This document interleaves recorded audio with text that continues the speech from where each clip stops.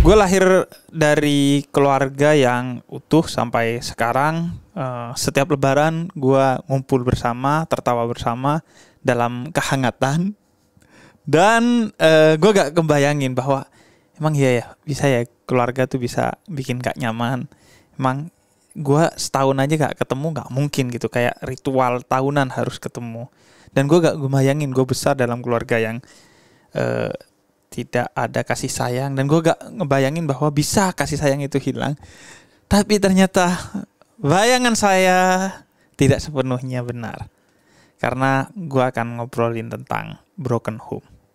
Assalamualaikum warahmatullahi wabarakatuh. Gue Husein Ja'far Ahdar. Gue ditemenin oleh Viko Fahriza. Halo. Apa kabar Viko? Sehat Bib. Wah, bahagia? Hah? Pertanyaan pertamanya deep banget langsung. Bahagia. Aduh, bahagia. Lu masih ada gak sih di kamus hidup lu tuh bahagia? Atau udah dicoret gitu?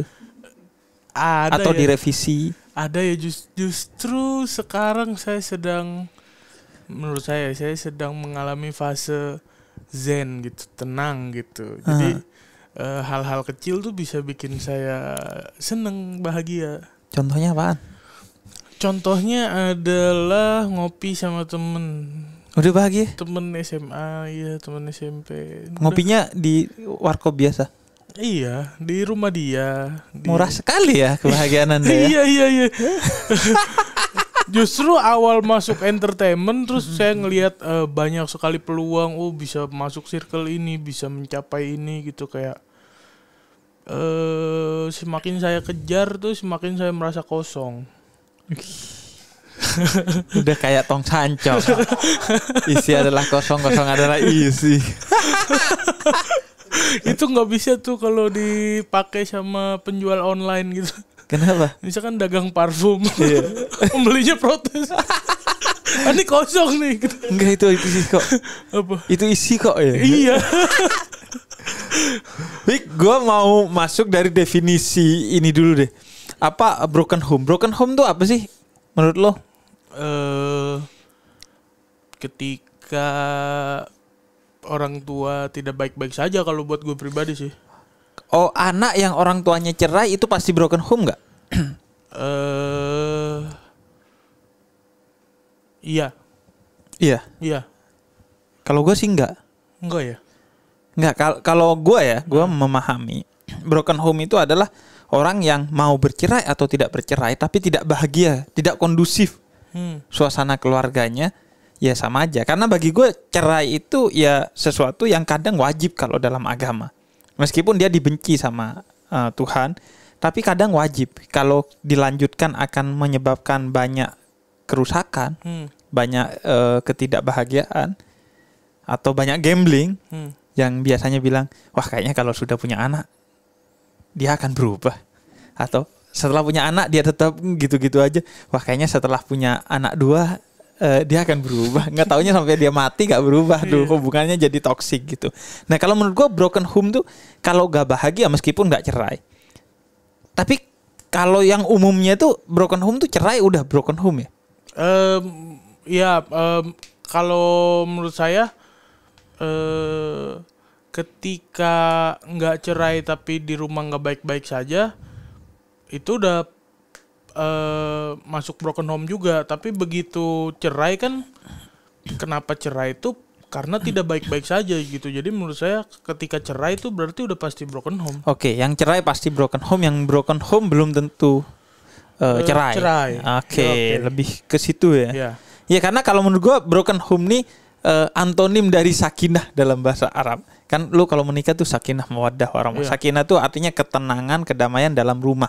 Lu boleh suntuk di kerjaan, lu boleh suntuk di tongkrongan, lu boleh suntuk di mana-mana, tapi lu gak boleh suntuk di rumah gitu. Makanya pasangan yang baik yang bikin. Banget sakinah mawaddah warahmah tuh ternyata ya. Iya dong. Enggak, itu baru sakinah doang. Oh, itu sakinahnya Sakinah doang. Sakinah tuh bikin tenang. Jadi pasangan yang baik adalah pasangan yang selalu membuat lu merasa lu paling hebat.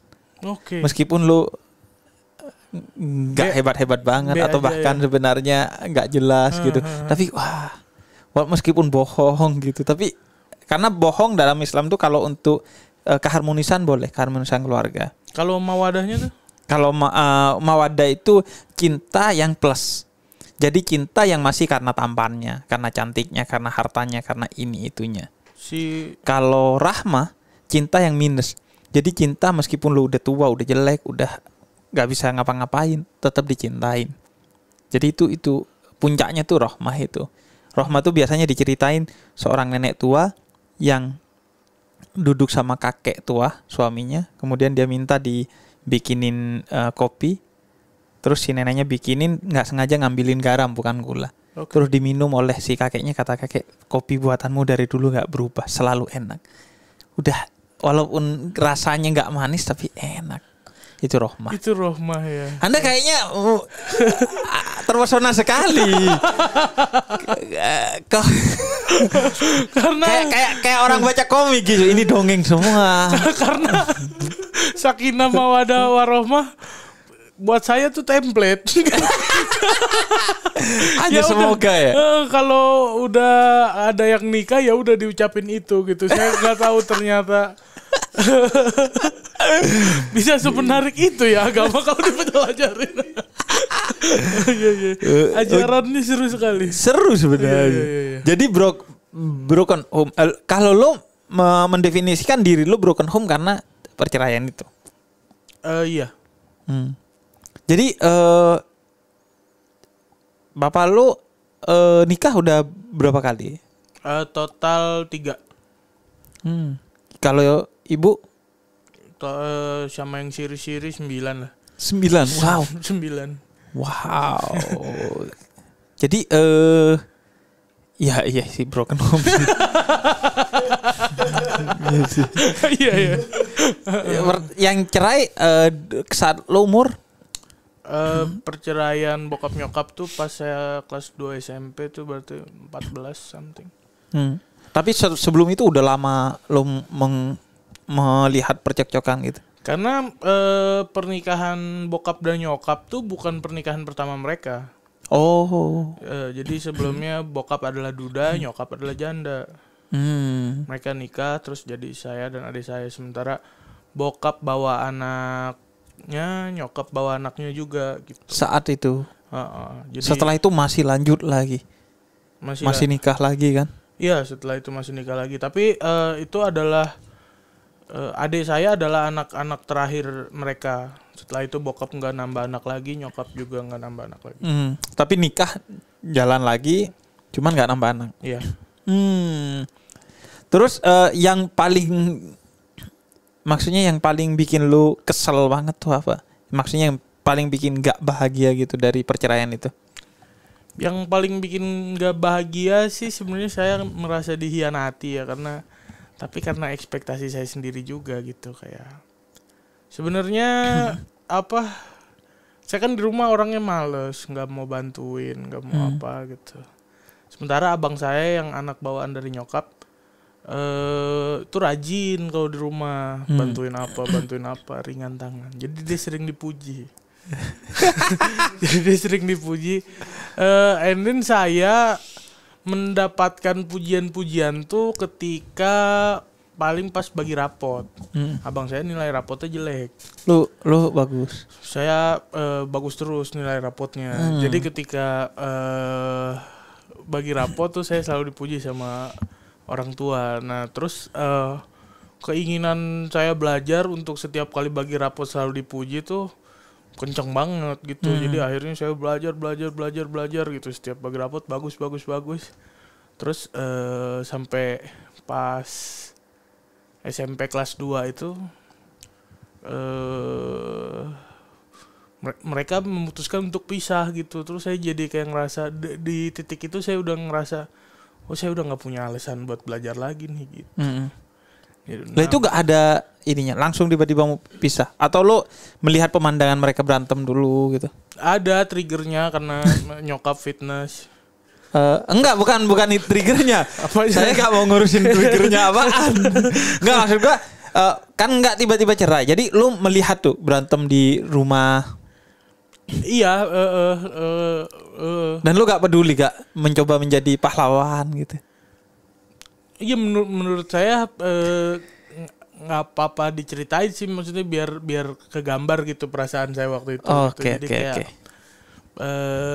nyokap fitness terus ketemu anak muda gitu. Mahasiswa lah. Terus sering antar jemput nyokap kayak gitu. Terus kayak saya dari awal lihat udah nggak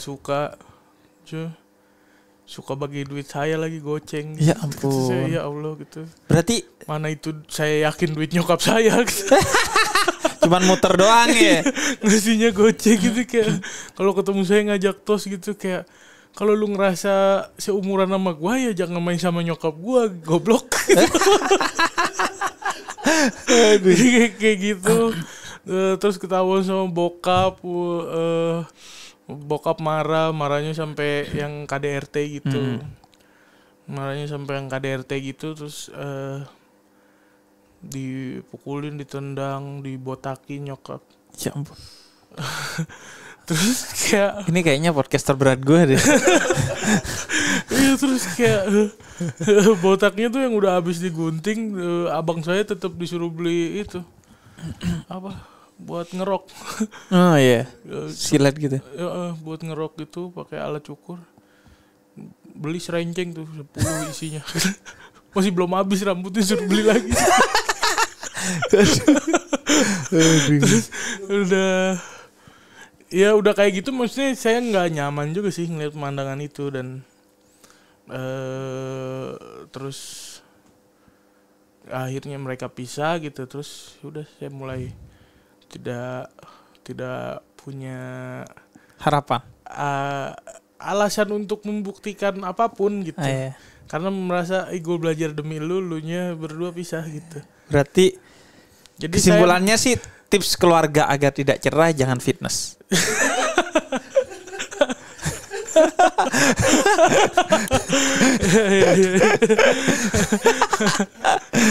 Jadi lo kemudian kehilangan makna, nilai gitu ya, kehilangan semangat, motivasi lah. Iya, karena di situ saya merasa turning point saya menjadi anak broken home. Terus saya melabeli diri saya anak broken home tuh di situ. Terus lu gak pengen itu terjadi tapi lu gak melakukan apa-apa ketika? Karena menurut saya apalagi kan saudara lu banyak. Lu gak bikin dewan apa kek, duduk bersama si anak-anak ini untuk bikin dewan penyelamat ke rumah tangga. Sebelum itu terjadi, anak-anak bawaan bokap tuh memang sudah melakukan perang dingin dengan nyokap gitu. Jadi ketika mereka mau pisah itu adalah hal yang sangat didukung oleh kakak-kakak tiri saya. Nggak kompak juga. Iya. Terus emang lu juga lu gak punya ekspektasi mau nyelamatin atau gimana? Mau, tapi saya ngerasa powernya tuh nggak ada. Karena ketika itu saya masih SMP dan curhat juga misalkan sama guru ngaji atau guru BK gitu, kayak malah dikasih gambaran kayak saya curhat sama guru BK gitu. Saya nggak mau nih orang tua saya cerai gitu. Tapi kalau pernikahan itu kamu baru akan ngerti setelah dewasa gitu. Iya. Di dalam pernikahan bisa terjadi seperti ini. Ada dia ngasih kertas gitu. Satu buletan biru, satu buletan merah. Terus dia bilang, bokap kamu bisa dengan sangat yakin berkata bahwa itu adalah kertas biru. Nyokap kamu bisa dengan sangat yakin berkata bahwa itu adalah kertas merah gitu. Terus saya tuh nggak dapet sama sekali poinnya gitu. Kayak emang nggak dapet sih. Kenapa tidak bisa sekompak bahwa ini adalah kertas yang ada buletan biru dan ada buletan merah? Iya gitu. Sih, perumpamaan si guru BK. Tuh kayaknya guru BK honorer deh. Makanya dia gitu. Atau UMR Depok memang kecil loh. Iya. Jadi dia ngajar tidak sepenuh hati. Jadi dia nggak mau mengeluarkan effort lebih untuk apaan sih, gajinya juga segitu doang gitu. Makanya saya nggak ngerti di situ tuh kayak. Tapi ini nggak. Kalau gue kan ya, gue tumbuh di keluarga yang ya alhamdulillah sampai sekarang masih utuh dan hidup semua gitu bokap nyokap.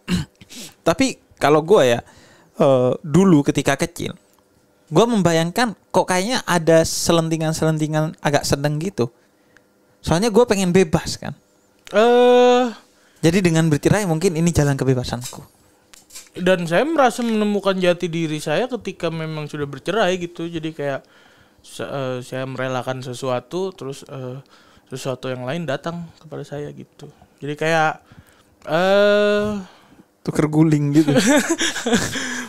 Apa ya, nyokap tipe yang ngekang, tidak membiarkan anak explore gitu. Terus ketika nggak ada nyokap terus saya explore something, kan sebelumnya taunya belajar doang kan. Terus kayak ngerasain tawuran, oh enak juga tawuran. Gitu, berantem, oh enak juga berantem gitu. Nongkrong, wih seru banget nongkrong gitu. Iya karena kan kalau wah lo cuman segitunya, kalau gue malah kayak keluar maghrib udah gak boleh gitu. Mandi di sungai udah gak boleh gitu. Oh kalau saya keluar maghrib tuh harus karena ngaji kan, kebetulan mereka nggak bisa ngajarin. Jadi saya ke taklim. Kalau Habib mungkin orang tuanya bisa ngajarin. Iya kalau gue dari maghrib tuh belajar ke orang tua, tapi ngaji di luar juga ada. Jadi gue sampai jam 2 sekolah, istirahat sebentar, main kelereng dan lain sebagainya di kampung. Jam 3 ngaji sampai jam 5. Jam 5 main bola dikit, udah maghrib udah hilang.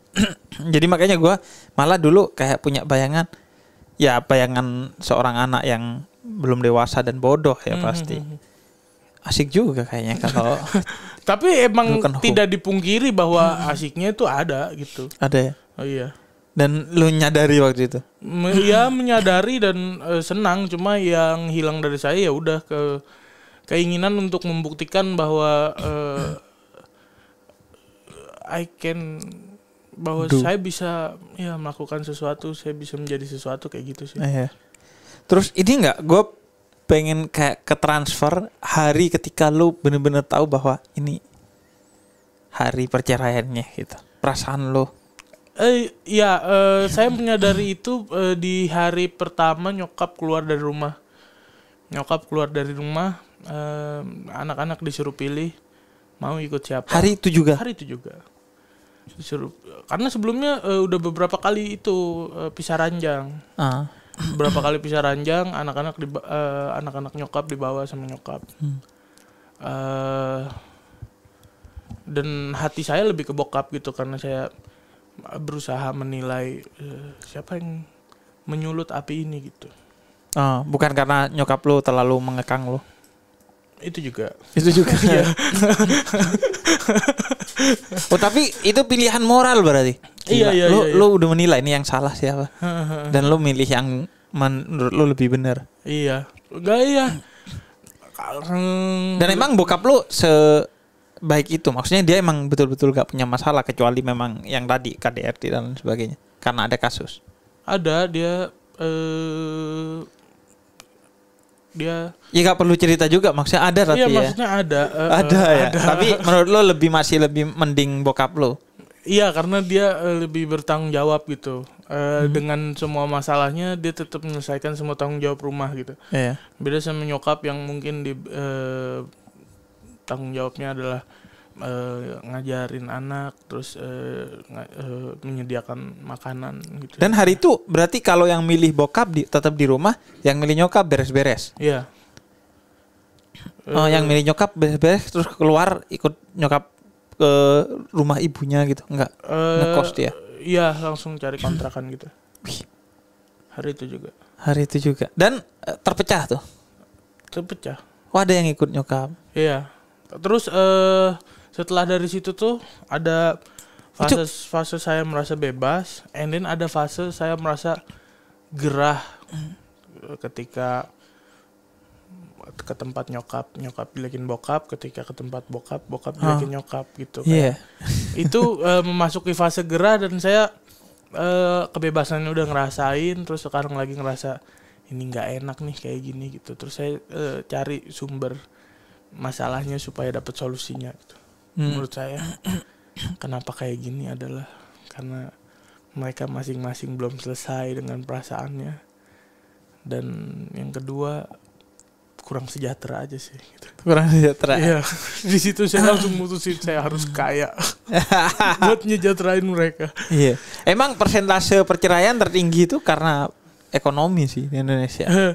Iya Kak, tapi kan yang bikin mereka cerai itu bukan faktor ekonominya. Iya, itu sekunder aja. Setelah bercerai masing-masing sibuk ngurusin masing-masing tuh karena menurut saya masing-masing urusannya belum pada terselesaikan aja gitu, belum pada terselesaikan dan tidak punya project atau tidak bisa tidak melakukan sesuatu gitu karena mungkin nggak ada dananya gitu. Jadi ketika saya sejahtera masuk entertainment terus saya bisa punya uang, udah sekarang urusannya masing-masing, nggak ada yang saling jelekin lagi. Nggak ada. Tapi ada fase lu ini nggak kayak benci mereka, salah satunya atau keduanya? Enggak sih. Nggak ada. Benci nyokap pernah. Karena menurut lu salah ketika itu. saya merasakan sepi di kamar. Karena kan saya tidurnya sama abang saya harusnya. Terus saya banyak malam yang saya merasa ini sepi, terus saya sholat tuh biasanya diimamin sama abang saya, terus abang saya nggak ada di rumah. Saya ngerasa itu karena kesalahan nyokap sih, jadi di tahap itu saya benci sama nyokap. Ya. Tapi itu saya udah berusaha bikin ini lucu loh. Ujungnya sedih juga. Enggak, tapi emang prinsip berbeda tapi bersama kan memang keterbukaan dan kejujuran. Nggak ada prinsip kelucuan di sini. Kalau lucu ya terserah yang nonton tuh, itu soal perspektif mereka lah. Tapi yang jelas kita pengen ambil pelajaran gitu kan, ada pelajaran tentang pernikahan, tentang bagaimana menangani konflik dan lain sebagainya. Tapi kemudian lu bagaimana berdamai dengan kebencian? Maksudnya bagaimana lu mengelola itu agar hilang gitu? Iya, balik ketika saya udah maksudnya di momen bencinya saya sama nyokap, saya tetap nafkahin dia. Tapi begitu saya udah sejahtera terus ketemu lingkungan baru, dunia yang sangat luas di dunia entertainment tuh, terus kayak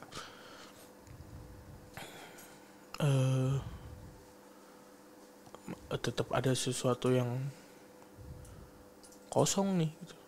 Tetap ada sesuatu yang kosong dan saya nggak tahu ngisinya gimana gitu. Maksudnya segala cara udah dicoba gitu, udah alkohol, drugs, main cewek, segala macem. Kosongnya nggak keisi. Nggak bisa menggantikan orang tua itu. Di situ saya belum nyadar bahwa kosongnya saya ini karena jauh dari orang tua gitu. Karena saya ngerasa saya tetap berbakti sebagai anak gitu. Maksudnya saya tetap kasih uang ke mereka, tapi saya nggak ada buat mereka, nggak dengerin cerita-cerita kecil tentang apa yang mereka lalui di hari mereka gitu. Maksudnya ternyata mereka nggak butuh banget sama uang saya gitu. Mereka butuh saya ada makan masakan yang dibikinin nyokap, nemenin bokap ngobrol, ngerokok, ngopi. Ya, cuma itu yang mereka butuh dari seorang saya sebenarnya. Dan saya dikasih pemahaman sama abang saya bahwa dia juga punya kasus problematik yang sama kayak saya.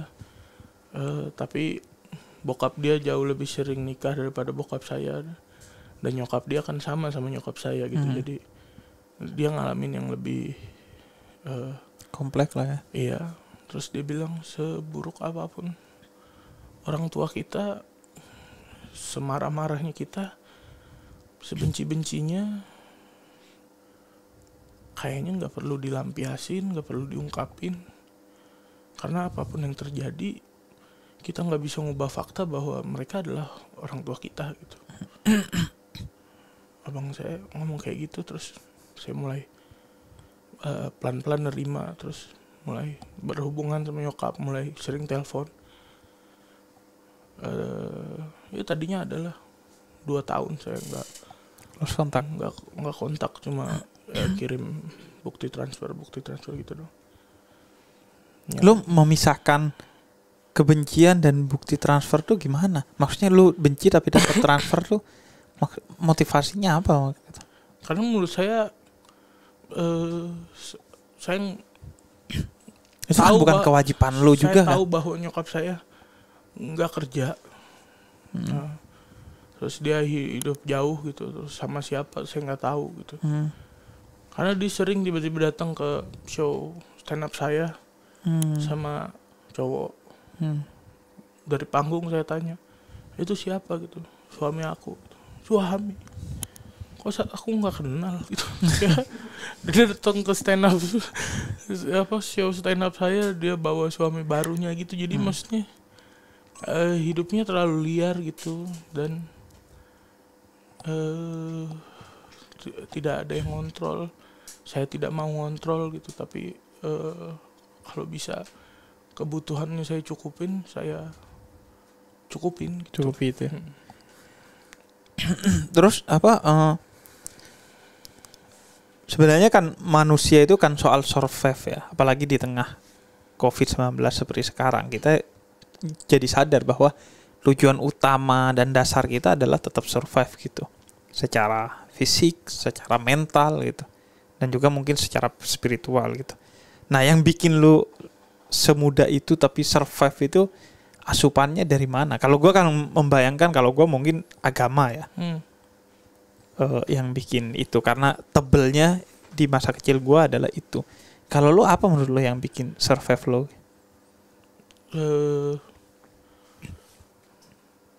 Lingkungan yang baik sih, lingkungan yang baik, teman-teman yang suportif. Itu sih menurut saya nguatin saya banget. Nggak malah ngebully, karena kan ancamannya bisa bully juga ya. Saya nggak dapet yang kayak gitu ya.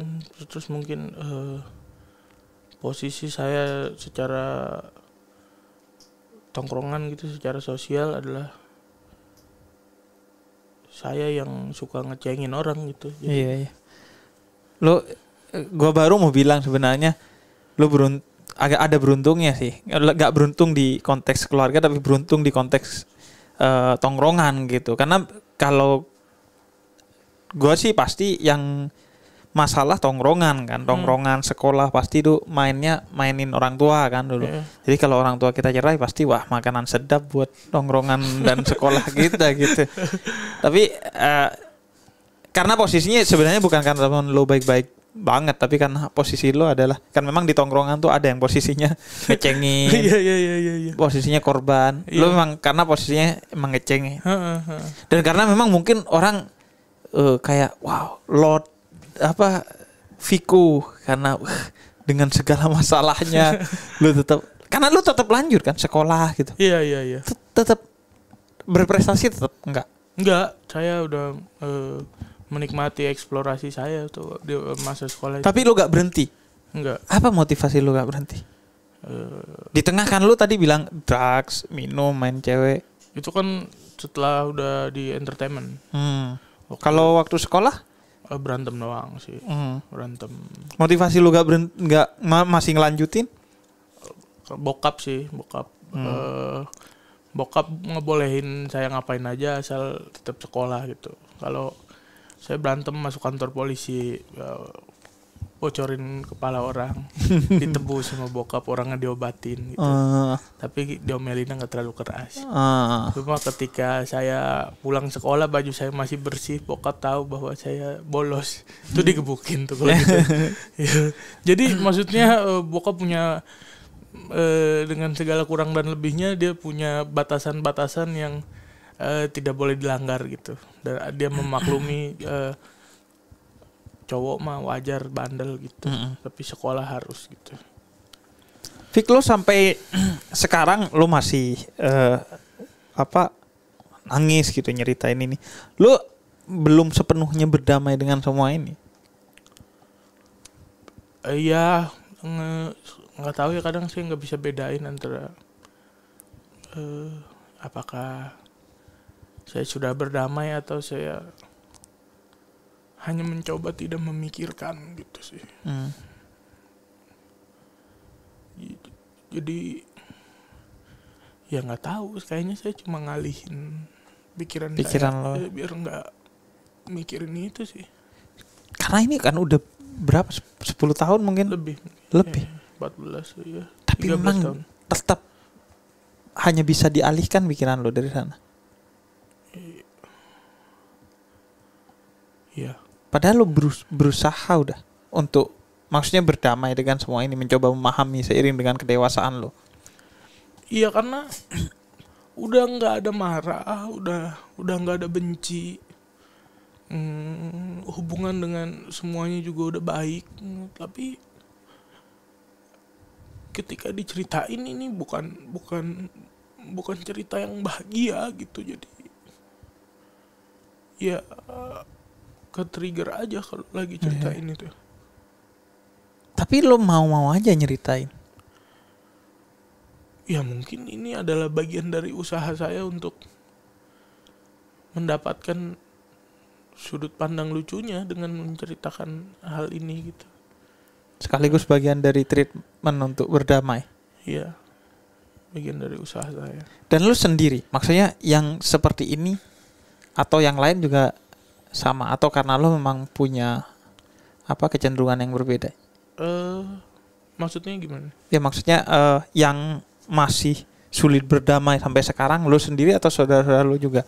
Menurut saya bekas lukanya akan selalu ada ya, tapi gejala di tiap orangnya beda-beda ya. Kayak adik saya rutin ke psikolog.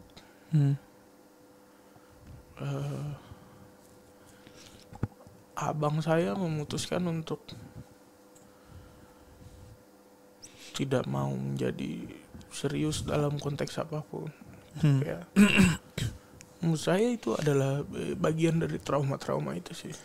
Bagian dari treatment yang dibikin sendiri semuanya untuk berdamai tadi ya? Iya, bagian dari usaha mereka. Tapi gini, Fik, lu kan nggak sendiri, Fik. Broken home kan nyaris jadi tren gitu di kita kan. Lu nongkrong beberapa orang udah pasti ada yang broken home, apalagi sekarang gitu. Itu gak juga bisa jadi treatment gitu. Karena ketika anak broken home kumpul, tujuan mereka emang bukan pengen sembuh sih kali ya, maksudnya pengen sama-sama lupa aja ya, pengen sama-sama ngelupain, ngalihin gitu. Jadi dia pengen have fun di tongkrongan, dia pengen ketawa di tongkrongan, kayak jadi itu kayaknya. Ya gue kebayang ininya sih, gue kebayang kayak beratnya, karena gini, lu bisa punya masalah di luar, lu bisa punya masalah di mana-mana gitu, tapi seharusnya lu nggak boleh punya masalah di rumah ya, karena itu kan tempat tinggal lo. Seharusnya dia menjadi tempat teraman lu kan, dan seharusnya lu kan tidur di sana, jadi seharusnya lu melihat sesuatu yang indah di sana agar tidur lu menjadi nyenyak kan. Kalau rumah udah gak gitu, ya emang gue kebayang beratnya gitu. Karena itu gue komitmen untuk menjadikan tempat-tempat gue dakwah, entah itu kafe, entah itu masjid, musola, majelis taklim, untuk jadi tempat ketenangan bagi semua orang. Karena bisa jadi ada orang-orang broken home yang bahkan gak punya tempat berupa rumah untuk mendapatkan ketenangan. Jangan sampai dia gak mendapatkan itu di majelis gue gitu. Kalau sentuhan kayak agama tuh gak ada, Fik. Kayak lu ke guru ngaji lu, dia yang bijak gitu, itu gak ada ya? Ada, tapi saya menghindari cerita ini ke mereka sih. Jadi ini bukan sesuatu yang saya konsultasikan ke mereka. Kalau pengalaman lo yang panjang ini, menurut lo bagi mereka yang mengalami hal itu juga gitu, hal seperti ini di luar, menurut lo apa sih yang perlu mereka lakukan gitu agar lebih baik gitu?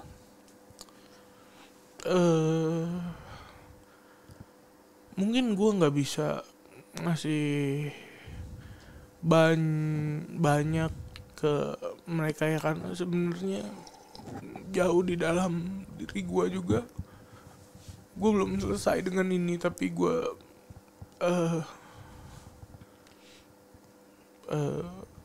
punya mindset bahwa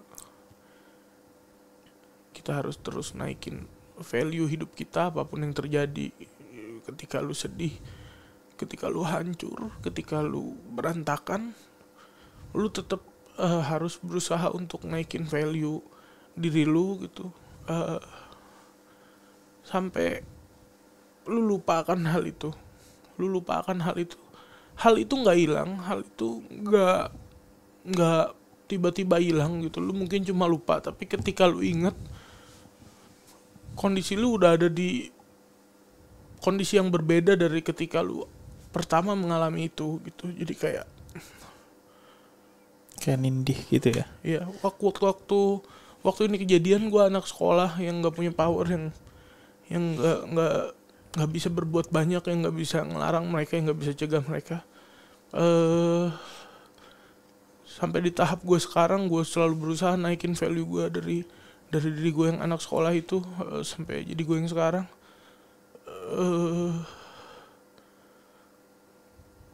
Sekarang gue udah nggak ngerasa bahwa gue nggak punya power gitu. Maksud gue, bokap gue terpisah, nyokap gue terpisah gitu. Gue nggak bisa kumpul bareng sama mereka, tapi ketika gue mau bikin momen sama nyokap gue di Jawa, gue bisa beli tiket ke Jawa, gue bisa nyetir ke Jawa untuk nyamperin dia. Sama juga halnya dengan bokap gue bisa makan bareng di luar sama bokap, gue bisa ajak dia liburan. Jadi kayak lukanya nggak hilang, tapi value lu nambah. Iya. Untuk menindih tadi ya. Ya. Untuk menindih, ya untuk menjadi pengalih perhatian yang efektif lah ya, dan membuat lo bisa lebih berbuat banyak ketika itu datang. Ya.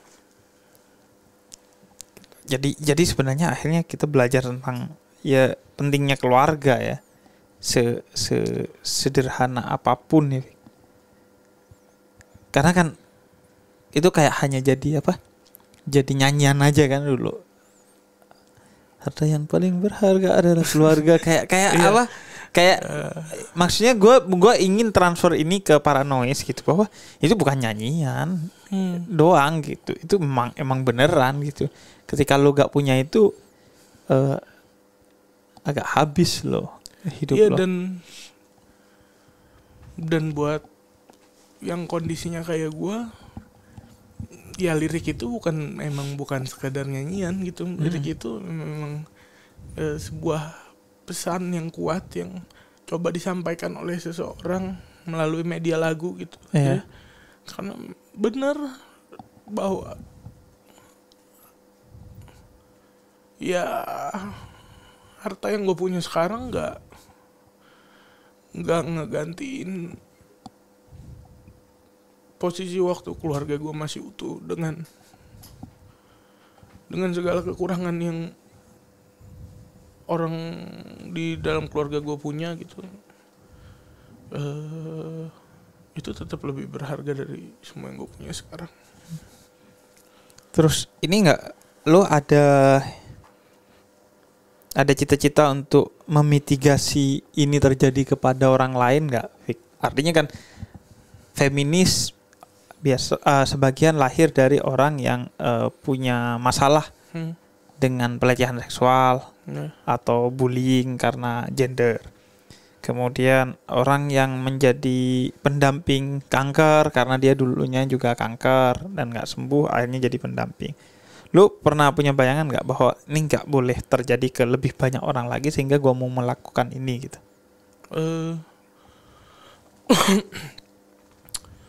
Pada akhirnya karena udah ngerasa disakitin duluan sama dunia, sama kehidupan, gue nggak punya sih cita-cita buat ngubah dunia untuk ngubah tatanan kehidupan. Jadi cita-cita gue tuh sesimpel bahwa anak gue nanti jangan ngerasain sesuatu yang kayak gini. Lu masih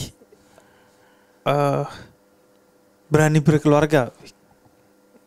Maksudnya iya, mau ada ini nggak beban-beban traumatik gitu? Lu takut sehingga lu akan sangat selektif mencari dan lain sebagainya? Enggak, karena tapi nggak tahu kenapa ya, maksudnya ketika gue kecil gambarannya adalah nyokap gue ribut sama 2 kakak gue yang cewek gitu. Yang satu punya problem ini, yang satu punya problem ini, yang satu punya problem ini gitu. Jadi gue ngelihat wanita-wanita yang ada di masa kecil gue adalah wanita-wanita yang problematik gitu. Dan secara tidak sadar sekarang gue ketika mencari pasangan, gue mencari pasangan yang seperti itu justru. Kayak karena menurut gue ketika wanita itu nggak problematik, dia lagi acting. Dan suatu saat actingnya akan terbuka gitu. Maksudnya wujud aslinya akan terbongkar gitu. Padahal ternyata enggak, emang ada wanita yang baik aja gitu. Dan gue nggak tertarik sama wanita yang kayak gitu. Lo nyari yang ya emang dia bicara apa adanya tentang problem-problem dia. Iya. Dan yang ya dia punya masalah tentang macam-macam. Tapi lo ada di fase yang tadi lo cerita, lo mainin cewek gitu. Iya. Karena itu belum dewasa masih. Ya itu bagian dari eksplorasi gue waktu kekesalan lo menerima kenyataan yang pahit tadi. Itu termasuk terus bagian dari manfaatin momen sampai gue sadar bahwa cewek-cewek yang suka gue, yang datang nonton gue, itu tuh dia support karya gue ya, masa gue jahat amat manfaatin dia gitu. Dan akhirnya ya lo memutuskan tuh cari beneran dan memastikan anak lo nggak ada apa-apa. Oke. Ya bagi gue sih banyak banget pelajaran yang gue dapat kan, karena ini kayak cerita dari seberang gitu. Gue kalau yang sering nonton gue di YouTube, mereka tahu bahwa gue sering cerita kebahagiaan dan kebanggaan gue kepada orang tua gue, khususnya ayah gue. Sedangkan ini sebaliknya gitu. Ya akhirnya ya buat yang keluarganya utuh, ini akan jadi pelajaran untuk bersyukur. Buat yang keluarganya ada masalah, ini akan jadi inspirasi buat lu coba lakukan apa aja untuk mempertahankan, tinggalin semuanya. Karena kadang kita kan menukar sesuatu dengan keluarga kan. Kadang karir ditukar dengan keluarga, segala sesuatu ditukar keluarga, karena dia gak tahu deepnya keluarga, pentingnya keluarga, sehingga dia mau menukar keluarga dengan harga yang murah gitu, dengan karir dan lain sebagainya. Karena itu ini ya pelajaran yang penting banget gitu, apalagi bagi kita yang ya yang anak muda lah, yang masih suka nuker quality time kita sama istri kita atau pacar kita dengan nongkrong, quality time dengan keluarga ditukar dengan karir dan lain sebagainya sih. Karena lu gak disuruh jagain hidup orang lain sama Quran, tapi kata Quran, ku anfusakum wa ahlikum naro. Jaga dirimu dan keluargamu dari api neraka. Kalau lo udah selesai dengan itu, baru lo jagain orang lain. Amanat terbesar itu adalah diri lo dan keluarga lo. Vic, terima kasih Vic. Sama-sama. Thank you udah berbagi di sini sebagai pelajaran buat kita. Dan ya pesannya sayangi keluarga lo. Menurut gue bahwa dia berharga. Apapun yang lo punya, lo berikan untuk mereka. Karena lo akan merasa menyesal ketika sudah tiada. Hari ini ya gue mendengar itu dan merasakan itu langsung dari Viko. Semoga lo bukan hanya mendengar, tapi Paranoid juga merasakan apa yang coba ditransfer oleh Viko, sehingga jadi pelajaran buat kita. Ya tentu ada banyak hal yang gue sepakati dengan Viko hari ini. Tapi ya bahwa soal bagaimana menangani itu, setiap orang mungkin punya sensitivitas, punya efektivitasnya masing-masing. Kalau gue berada di posisi itu, mungkin gue akan mencari solusi dari agama, Viko dari ini, dari itu. Yaitu tergantung masing-masing lah. Yang jelas bagi orang dengan kondisi seperti yang diceritakan oleh Viko, menurut gue gak ada yang lebih berharga dari empati. Terima kasih Vic. Terima kasih Paranoid yang udah nyimak. Semoga ini bermanfaat buat lo. Gue Husin Ja'far Hadar. Wassalamualaikum warahmatullahi wabarakatuh.